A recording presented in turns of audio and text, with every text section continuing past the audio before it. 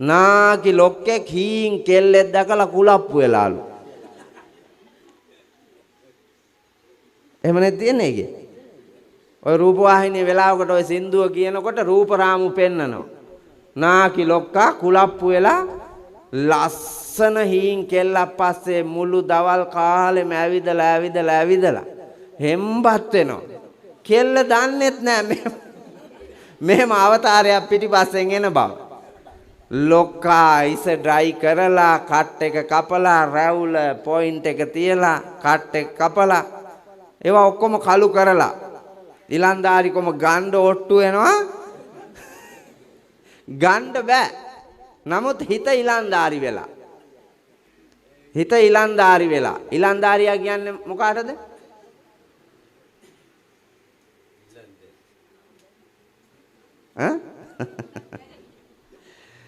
දැරියන් ඉල්ලන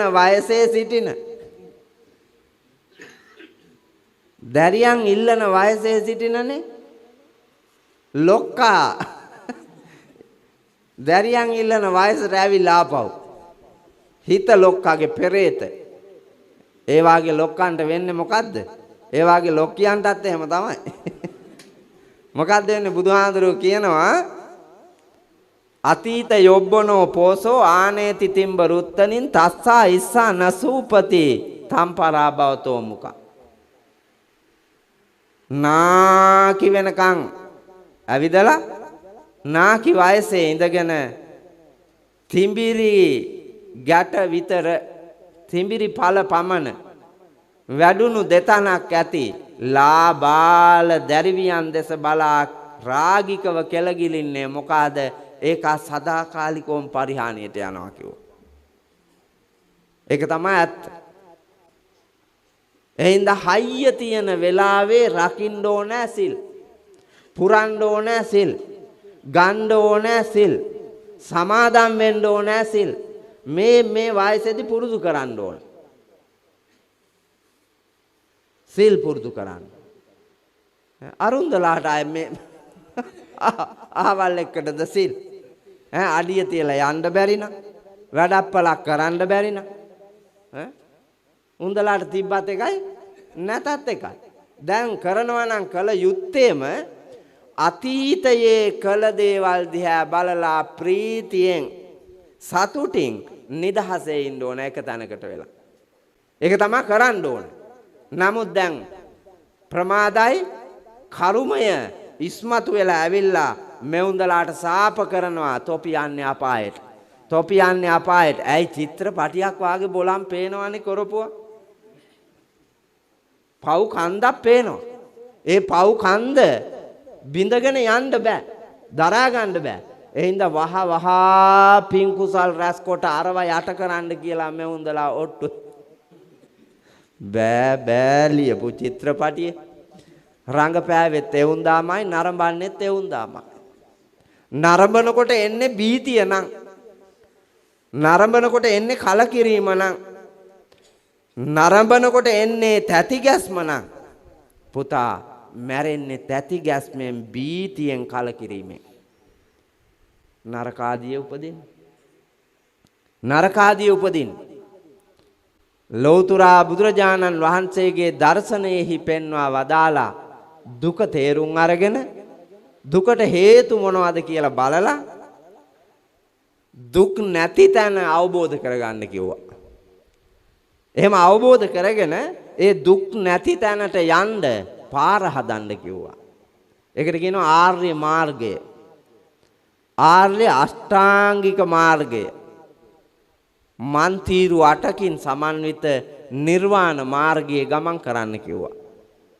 ඒකෙන් මම එකක් තෝරගත්තා. සම්මා දිට්ඨි, සම්මා සංකප්ප, සම්මා වාචා, සම්මා කම්මන්ත, සම්මා ආජීව, සම්මා වායාම, සම්මා සති, සම්මා සමාධි කියලා 8ක් තියෙනවා. 8න් එකක් මන් තේරුවා. ඔබට කියන්න ඒක මොකද්ද? සම්මා වායාම. කතමංචාවසෝ සම්මා වායාමෝ ඉදාවසෝ බික්ඛු අනුප්පන්නානම් පාපකානං අකුසලානං ධම්මානං අනුපාදාය uppannānaṁ pāpakānaṁ akusalaanaṁ dhammānaṁ pahānāය anuppannānaṁ kusalaanaṁ dhammānaṁ uppādāය uppannānaṁ kusalaanaṁ dhammānaṁ titiyā asammosāය bhiyyo bhāvāය vepullāය bhāvanāය pārිපූර්යා චන්දං ජනේති වායමති විරියං ආරභති චිත්තං පග්ගණ්ණාති පදාති. ලස්සන බලන්න. ලස්සන පිළිවෙල වීර්ය වඩන්නලු. දුක් නැතිකොට නිර්වාණයට යන්න වීර්ය කරන්නලු. ඒ වීර්යෙහි ඔබ තබන්නලු. මොකද්ද? ජීවිතේ ආරම්භයෙන්ම පටන් ගන්නලු.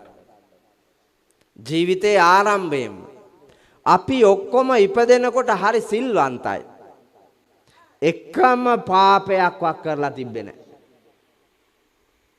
නේද අප්පච්චි?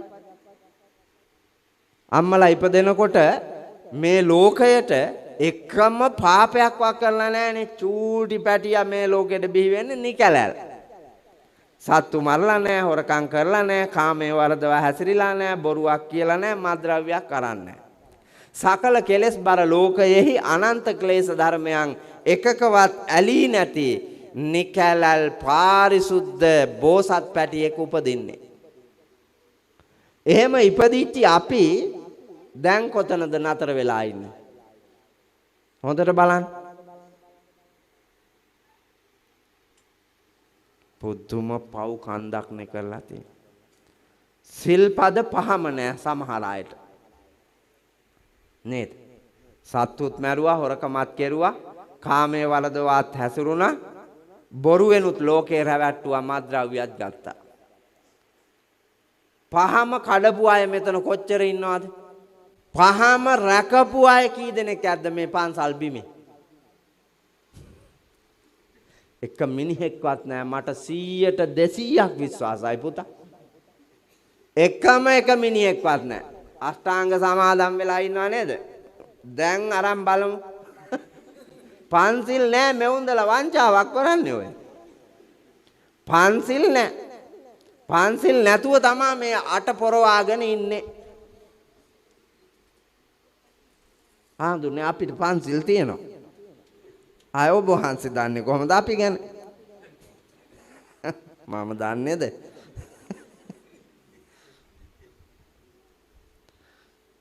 ලේලිත් එක්ක මනාප නැන්දම්මලා කී දෙනෙක් ඇද්ද උතන? ලේලිත් එක්ක මනාප නැන්දම්මලා කී දෙනෙක් උතන ඇද්ද?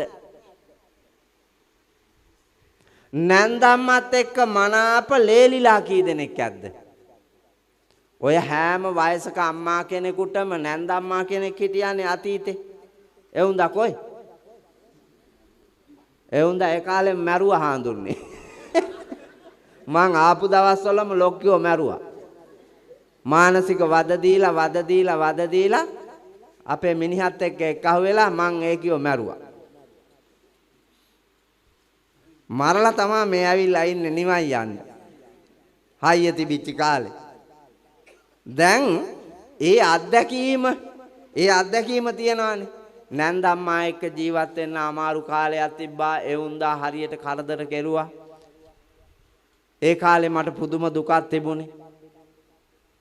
ඒ හින්දා මං කවදාවත් මට හම්බෙන ලේලියෙකුට නම් මං විඳපු දුක උරුම වෙන්න දෙන්නේ නැහැ කියලා දැඩි අදිෂ්ඨානයක සිට වීරිය කරන්න එපයි. තමන්ගේ කොල්ලාගෙන ආපු කෙල්ලත් එක්ක සන්තෝෂෙන් ඉන්න. එහෙම නේද වීරිය කරන්න ඕනේ? එහෙමනේ වීරිය කරන්න ඕනේ. මේක එහෙම වීරියක් තියනවාද? ඔය හිටියට නයි වාගේ අප්පා. නයි පොළොංගු වාගේ. වැඩිපුරම පින්කම් කරනවා කියලා පෙන්වන්නෙත් කාන්තාවෝ. වැඩිපුරම අපේ ලෝකේ අපරාධ කරන්නෙත් ඔවුන්දලා. මට චෝදනාවක් තියෙනවා ගෑනුන්ට බයිනවලු. බණ කියද්දි ගෑනුන්ට බයිනවලු කියලා මට චෝදනාවක් තියෙනවා. මම මෙහෙම ප්‍රශ්නයක් ඇහුවොත් ඒ චෝදනාවෙන් මට නිදහස් වෙන්න ඕනේ. මම ප්‍රශ්නයක් අහනවා මෙහෙම. මහත්තයා මහත්තයා මේ ලෝකේ වැඩිපුරම රවලා බැලුවා නම් බැන්නා නම් තරවටු කළා නම් මේ ලෝකේ කොයි ගෑනිටද?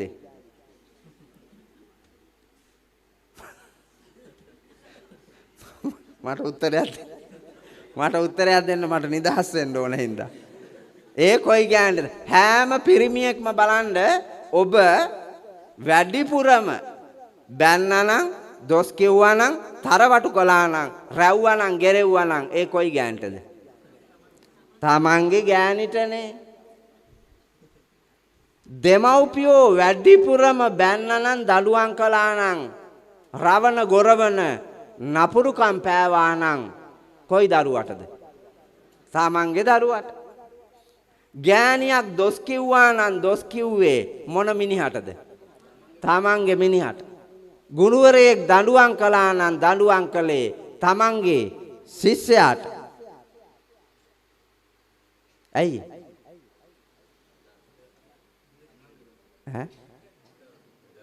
හදාගන්න ආදරයට ඔවුන්ගේ යහපත දැකලා සතුටු වෙන්න උවමනා නිසා. කාග මහාඳුරෝද ගෑනුන්ට බැන්නේ?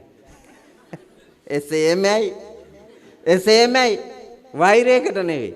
ඇයි දන්නවද? මං ගෑනුකම අඳුරන හින්දා. මේ ඉන්න එක ගෑණියක්වත් අඳුරන්නේ ගෑනුකම අඳුරන්නේ. ගෑනු වෙලා සංසාරේ කරුමෙට ඉපදුනාට ගෑනුකම අඳුරන ගෑනු නෑ මෙතන. ගෑනුකමේ වටිනාකම තියෙන්නේ ජනනී. ලෝකයට ජීවීන් ජනනය කිරීමේ උත්තමාවිය අම්මා. ගැහණිය. නොපෙනෙන දෙවියන් වැන්දේ ඇයි ඔබ නිවසේ දෙවියන්? අම්මා. බිහි වෙන දරුවාගේ ආරක්ෂකයා. උත්තරීතර ආරක්ෂකයා අම්මා. මේ ලෝකේ එක මිනිහෙක්වත් අම්මා තරම් දරුවෙක් රකින්නේ නැහැ. මානව ලෝකෙත් එහෙමයි, තිරිසන් ලෝකෙත් එහෙමයි. මානව ලෝකයට වඩා දරුවාව රකින්නවා තිරිසන් ලෝකේ. හේතුව ඔවුන්ට චින්තනීය ගුණය අඩු නිසා. අපි හිතනවානේ අපි ළමයාව දාලා යනවා අම්මා බලාගයි. එහෙම නැත්නම් මිනිහා බලාගයි. එහෙම නැත්නම් සහෝදරියෝ බලාගයි. වැඩිමල් සහෝදරයෝ බලාගයි. මගේ නෑදෑයෝ ළමයාව බලාගයි කියලා දාලා යනවා. හැබැයි තිරිසන් සතෙක් දාලා යයිද? තිරිසන් සත්තු දාලා යන්නේ අතාරින්නේ. හේතුව මට ඉන්නේ මේකට ඉන්නේ මම විතරයි කියලා විශ්වාසය විතරයි තියෙන්නේ. සත්ත්ව ලෝකේ ස්වභාවය. ඒ හින්දා මරාගෙන මැරෙනවා. මේ ලෝකේ නපුරුම මේ ඉන්න සත්තු. නැද්ද? මේ ලෝකේ නපුරුම අපේ හාඳුන්නේ ලෝකෙම දිහා බලාගෙන ඉඳලා එක දවසකට මරා දමන මිනිස්සු අතරේ සත්තු මරපු මිනිස්සු කී දෙනෙක් ඇද්ද? සතෙක් විසින් මරණ ලද මිනිස්සු කී දෙනෙක් ඇද්ද?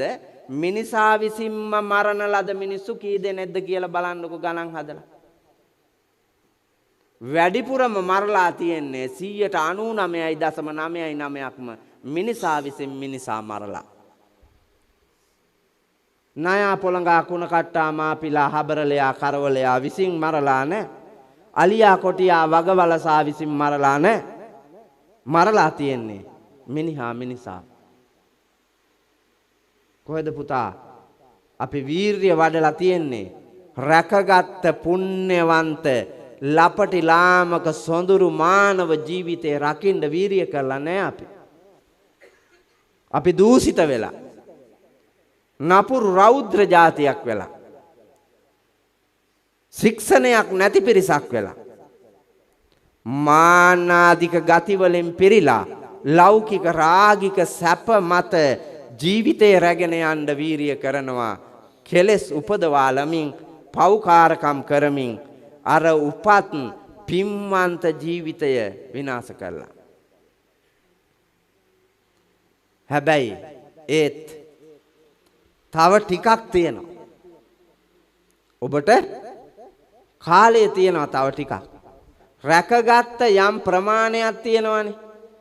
ඒ ටික රකින්න වීරිය කරන්න. අද ඉඳලා ඒ ටික හරි රකින්න වීරිය කරන්න. මන් දන්නවා තවම සත්තු මැරුවේ නැති ලපටි අය ඉන්නවා. තවම ජීවිතේ හොරකමක් කරපු නැති අය ඉන්නවා මෙතන විවිධ වයස් කාණ්ඩවල.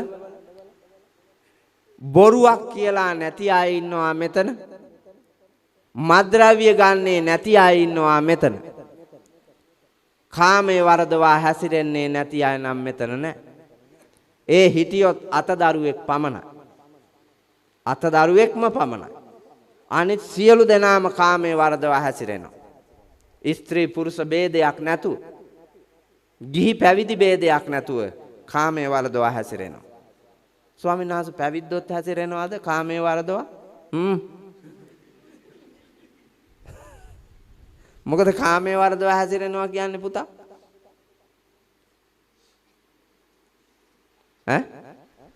මොකද්ද කාමයේ වරදවා හැසිරෙනවා කියන්නේ? දැන් ඔය සිල්පදේ රකින්න නම් දැනගෙන ඉන්න එපා. මොකද කියන්නේ? උපාසකම්මල දැන් අවුරුදු 70ක් විතර වෙනකන් කාමයේ වරදවා හැසිරීමෙන් වැළකී ජීවත් වෙමි කියලා සමාදම් වෙවි ආවේ මොකද්ද? මොකක්ද ඒකට කෙරුවේ කියන්න මට? ස්වාමීන් වහන්සේ කෙරුවේද? කෙරුවේ ඒක බිඳ බිඳ ආපු එක. ඇයි දන්නේ නැහනේ අගක් මුලක් මොකක්වත් දන්නේ නැහැ මේ උන්දලා යනවා ඉතින් ඔහේ. අර සිල්පදේ දැනගෙන නෙමෙයිනේ මේ ඉන්නේ. ඇහැ, කන, නාසය, දිව, ශරීරය සහ මනෝභාවය කියන ඉන්ද්‍රියයන් 6 පිනවීම කාමය. වැරදි විදිහට පිනවීම කාමයේ වරදවා හැසිරීම. මේ ඉන්න හැමෝම වැරදි විදිහට පිනවනවා. අපේ ස්වාමීන් වහන්සේලාත් වැරදි විදිහට පිනවනවනේ මේ ඉන්ද්‍රියයන්. සිවුරු පාට තියෙන්න බෑ. ආමඳුරුවරුන්ගේ සිවුරු එක පාටක් තියෙන්න ඕන. නුග පළ වර්ණයෙන් යුතු. මේ පැහැය තියෙන්න ඕන. දැන් කළු පාට එව්වක් තියෙනවා පුතා. කොළ පාට සිවුරු, කළු පාට සිවුරු, රතු පාට සිවුරු, මෙරුම් පාට සිවුරු. නානා ප්‍රකාර එව්වා පරවාගෙන එකම සම්බුදු සසුනේ නිවට ගමනක. පන්සල් වල විතර බඩු ගෙවල් වල කොහෙද තියෙන්නේ? ගෙවල් වල තියනද එච්චර බඩු? පුදුම එව්වා ගබඩා වල පුරෝලා අපේ හාමුදුරුවෝ කියන්නේ මේ මෑතකදී පිරිතකට ගිහිල්ලා නාගයා හදන්න සුදු රෙද්දක් ගන්න කියලා මට නායක හාමුදුරුවෝ කිව්වා. මං ගබඩාවට ගිහිල්ලා මෙහෙම බිත්තිය දෙපැත්තට දාලා තියෙන්නේ සිවුරු මැද්දෙන් පාර තියෙනවා. පිරිකර මෙහෙම දාලා දෙපැත්තට. කන්ද. අර ගිරිබණ්ඩ පූජාව වයි. ඔය ගිරිබණ්ඩ පූජාව කියන එක ත්‍රිපිටකේ නෑ පුතා. මට හම්බෙලා නෑ. මට හම්බෙච්ච නැති තැනක තියෙනවද මන්දා? මෙච්චර කාලයක් මට හම්බෙලා නෑ. මට දැනෙන්නේම කාමයේ වරදවා හැසිරීමට ගිරිබණ්ඩ පූජාව යෝජිත එකක්.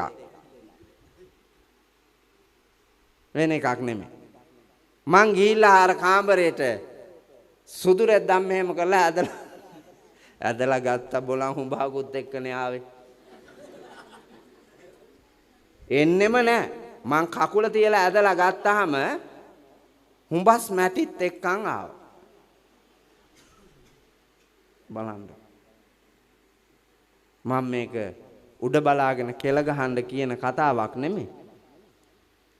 උඩ බලාගෙන කෙල ගහ ගන්න කතාවක් නෙමෙයි. අපි යන්නේ වැරදි නම්, පාර වැරදි නම්, ගිහිවත් පැවිදිවත් අපි ඔක්කොටම බාර දෙමු සම්බුද්ධ ශාසනයේ රකින්න පළවෙනිම කණ්ඩායම ස්වාමින් වහන්සේලා. ඒ වගවීම, වගකීම, යුතුයකම, ඒ උත්තරීතර බව ආරක්ෂා කොට ඒ ගමන යා යුතුය. එහෙම නැතුව බෑ. මේ ශාසනය, මේ සම්බුද්ධ ශාසනය, මේ රට, මේ ජාතිය තව අවුරුදු 5කින් හරි නැගිට්ටවලා තියන්න පුළුවන් නම් ඒකේ පුරෝගාමීත්වය තියෙන්නේ හාමුදුරුවරුන්ට. මේ ලංකාව ඉතිහාසයේ ඉඳලා හැදුවෙත් හාමුදුරුවරු, පවත්වාගෙන ආවෙත් හාමුදුරුවරු, මේක හදන්න පුළුවන්නේ හාමුදුරුවරුන්ට. අද විනාශ වෙලා තියෙන්නේ හාමුදුරුවරුන්ගේ නොමනාකම නිසා. දේශපාලඥයාට පරසුද්දාගේ සිට දේශපාලඥයාට වහල් වෙච්ච එකේ කරුමය මේ පටිසන්ධීලා තියෙනවා. දේශපාලඥයාට ඕන තාලෙට උඩ පැනලා රටේ මානවයාව විනාශ කරන තුරු, රටේ සම්පත් විනාශ කරන තුරු බලාගෙන හිටියා. රටවැසියාව පෙළගස්සවලා මේ කාලකන්ණියෝ කරන අපරාධය පෙන්නුවේ නැහැ. ලෞකික රාගික කාම ඡන්දය නිසා, කාමයට ඇති ගැතිකම නිසාවෙන් ඒවා විනාශ වෙලා ගියා. ඒ හින්දා ගිහි පැවිදි අපි ඔක්කොම රකින්නේ නැති අමාරුම සිල්පදේ පුතා, කාමයේ වරදවා හැසිරීමෙන් වැළකී සිටීමි කියන සිල්පදේ. ඒ සිල්පදේ රකින්න බැරි හින්දා තමයි අනිත් හතරම කඩන්නේ. අනිත් හතරම කඩන්නේ හින්දා. සත්තු මරන්නේ ඇයි? කණ්ඩේව නැතුවද? සත්තුන්ගේ මස් නොකා කණ්ඩේව නැතුවමද සත්තු මරන්නේ? මදුරුවාට උනත් ගහන්නේ වින්දනය පිණිස. ඇයි ඌව මරන්න නැතුව උපක්‍රම නැද්ද? තියෙනවනේ බේරිලා ඉන්න. මදුරුව බෝ වෙන එක නවත්තන්න පුළුවන්. මදුරු දැල් පාවිච්චි කරන්න පුළුවන්. මදුරුවෝ නොයන ආලේප ගන්න පුළුවන්. ඇතින්නගේ පැටියාගේ හීන් කාලේම මඩ තියෙන වලක් ගාවට ගෙනහිල්ලා ඇතින්න පැටියාගේ සම්පූර්ණ මුළු ඇඟම වැහෙන්න ගන්නවා මැටි. මඩ ගන්න. ඇතින්නට පුළුවන් නම් තිරිසන් ලෝකේ පැටියාගේ කන මදුරුවෝ මැස්සෝ වලක්කා ගන්න මේ ඇතින්නියන්ට බැරියයි. මේ ඇතුන්ට බැරියයි. පුළුවන්. නමුත් අපි හිතන්නේ සරල ක්‍රම පාවිච්චි කරනවා ජීවිතයේ ලෞකික රාගිකව පවත්වාගෙන යන්න. එහින්දා අපි පින්නතුනි නොරකපු සිල් බොමයි, කඩපු සිල් බොමයි, කරපු වැරදි බොමයි. ඒත් ඉතුරු වෙච්ච ටිකක් තියෙනවා තවම කරලා නැහැ. අම්මව මරලා නැහැ, තාත්තව මරලා නැහැ, අම්මට ගහලා නැහැ, තාත්තට ගහලා නැහැ. වල් කමේ ගියපු නැති අය මෙතන ඉන්නවා. තමන්ගේ ස්වාමියා ඉඳිද්දි වෙන ස්වාමියෝ පස්සේ ගියපු නැති කාන්තාවෝ ඉන්නවා. තමන්ගේ බිරිඳ ඉඳිද්දි වෙන ගෑනු පස්සේ නොගියපු පිරිමි ඉන්නවා මෙතන. රැකගත්ත සිල් තියෙන. ඒ වගේම පින්නතුනි හොරකම් නොකරපු අය මෙතන ඉන්නවා. දිවි හිමියෙන් සත්භාවයෙන්ම හොරකමක් කරපු නැති අය මෙතන ඉන්නවා. මම දන්නවා එක්කෙනෙක් දෙන්නෙක් හරි ඉන්නවා. මත්ද්‍රව්‍ය ජීවිතේට තොල තියලා නැති අය මෙතන ඉන්නවා. එහින්දා ඔබ මෙතුවා කාලයකට බින්දේ නැති නොකරපු බරපතල වැරදි තියෙනවා. ඒවා ආරක්ෂා කරගෙන ඔබ ලැජ්ජ බය ඇතුව මෙතෙක් ආවා නම් මරණයෙන් සමුගෙන යන තාක්කල් එවැනි වැරදි කරන්න එපා. ජීවිතේ වරදකට වැටෙන්න එච්චර වෙලා යන්නේ නාකි වයසේ වුණත් හිතෙන්න පුළුවන්. අම්මා අතු ගගා ඉන්නවා කියන්නකො මිදුල.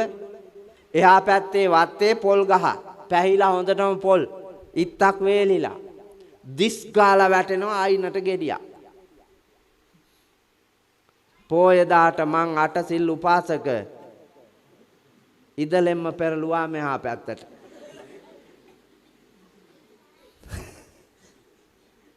බල ඉදලෙම්ම පොල් ගෙඩිය මෙහා පැත්තට පෙරළුවා. හිත ටක් ගාලා යනවා පුතා ආසාවත් එක්ක. මේ රාගික කෙලෙස් බර ලෝකේ වස්තු කාමයට එක්ක හිත ටක් ගාලා යනවා පොල් ගෙඩියක්. ඒක වටිනා එකක්. ඒ හින්දා පෙරලන්න ඕන. පෙරලා ගන්නවා. ඉන්න හිටවනවා අඟල් 3-4කට එහයි. වැටේ ඉන්න. අර මිනිහාගේ විශාල තේක්ක ගහ මෙවුන්දගේ වැට ආයිනෙම තියෙන්නේ. අවුරුදු 4ක් යනකොට පුතා තේක ගහ රාම්බණ්ඩාගේ මුතු බණ්ඩාරා. රාම්බණ්ඩාගේ වාත්තේ තේක ගහ තිබ්බේ. නමුත් අවුරුදු 4ක් යනකොට මුතු බණ්ඩාගේ වාත්තේ රාම්බණ්ඩාගේ ගත්තා. වෙලේ නියර කපලා ලියද්ද ලොකු කරනවා. පාර අල්ලලා පාර කුඩා කරනවා. මේ විදිහට කෙලස් බර ලෝකේ මේ මහ පොළොවේ බින් අඟලක්වත් නැති මිහි කත hina වෙනවලු හැම වෙලාවෙම මිනිස්සු දිහා බලාගෙන. ඇයි මහ පොළොවට ඔට්ටු වෙනවනේ මේක මගේ කියලා. කාටද පුතා මහ පොළොව හිමි? කෝ යාලයි කිරියත්තා? කෝ පුතා කිරියත්තා? ඒ හොඳ මරුණානේ. මහ පොළොවේ කොයි කැලලද දැන් ඒ හොඳ අල්ලාගෙන ඉන්නේ. ඉවරයි. ඒ හොඳට මොකද වුනේ? මහ පොළොවේ පස් වුණා. කිරියත්තාව වල දාපු තැන හාරමු ගිහිල්ලා බලන්න. කිරියත්තාව හාරලා ගොඩ දාමු ලොක්කාව වල දාපු තැන. ගොඩ දානේ වගේ පස් තියෙන්නේ කිරියත්තා නෑ. හැම මිනිහම එහෙම තම මුළු කනත්තම හාරලා ගොඩ දාන්න. වල දාපු උන් ඔක්කොම මහ පොළොවේ පස්. තව අවුරුදු 70කින් ඇවිල්ලා බලමු. උඩවෙල මේ පන්සලේ ඉන්න එකෙක්වත් අය අපිට මිහි මඩලේ මුණ ගැහෙයිද? නෑ ඔක්කොම මිහි මඩලේ පස්. පොළොව මහී කාන්තාව hina වෙනවලු. මන් තොට අයිති නෑ තෝ මට අයිති කියලා. ඒ හින්දා පින්නතුනි ඔබේ ජීවිතය දිහා බලන්න ලෝකයේ දිහා බලන්න කලින් බුදුහාමුදුරුවෝ අනුදැන වදාළන්නේ ලෝකයේ දකින්නවා නම් මේ අඩි 6ක් විතර උස ඇති තමන්ගේ ජීවිතය දකින්න කියලා. තමන්ගේ ජීවිතය නොදකින මිනිහෙකුට කවදාක්වත් ලෝකය දකින්න බෑ. තමන් නොදකින එක මිනිහෙකුටවත් තමන්ගේ ගෑණි දකින්න බෑ. තමන් නොදකින එක ගෑණියෙකුටවත් තමන්ගේ ස්වාමියා දකින්න බෑ. තමන්ව නොදකින දෙමව්පියන්ට කවදාක්වත් තමන්ගේ දරුවෝ දකින්න බෑ. ඒ දරුවෝ තමන් දැකලා නැත්තම් තමන්ගේ උත්තම මව්පියෝ හා බැඳුණු ලෝකේ දකින්න බෑ. ඒ හින්දා තමන් දකින්න ඕනේ. දැකලා සංසාර ගමනේ පින්වන්තකමෙන් උරුම වෙච්ච මේ පුණ්‍යවන්ත ජීවිතය කාටවත් කැලලක් නොවන විදියට මෙච්චර කාලයක් රැකගත්ත යම් සීලයක් වේද දිවි තියන තුරු ඒක රකින්න මහන්සි ගන්න විද්‍යා දදති විනය විනයෝ නාම සාසනස්ස චායෝ. විද්‍යා දදති විනය සකල විද්‍යාවන්ම පහළවන්නේ ශික්ෂණය මත විනය මත වැරදි නොකිරීම මත. ඒ වගේම මුළු ලෝකයම පාලනය වන්නේ සීලය මත. සිල් නැති හින්දානේ මේ මුළු ලෝකෙම අපරාධ. සිල් තිබ්බා නම් අපරාධ වෙන්නේ. ඒ හින්දා පින්නතුනි නිර්වාණගාමී ජීවිතයක් මතින් ඔබ හා බැඳුණු ලෝකයේ නිර්වාණගාමී කරන්නට මෙච්චර කාලයක් නොකරපු පව් නොකර ඉන්න වීරිය කරන්න. දෙවෙනි එක uppannānaṁ pāpakānaṁ akusalaanaṁ dhammānaṁ pahānāya. මෙච්චර කාලයක් කරපු පව් නවත්තන්න වීරිය කරන්න. දැන් තමයි උඩ වෙල ගැන කියන්න තියෙන්නේ. උඩ වෙල ගේට මං කියනවා.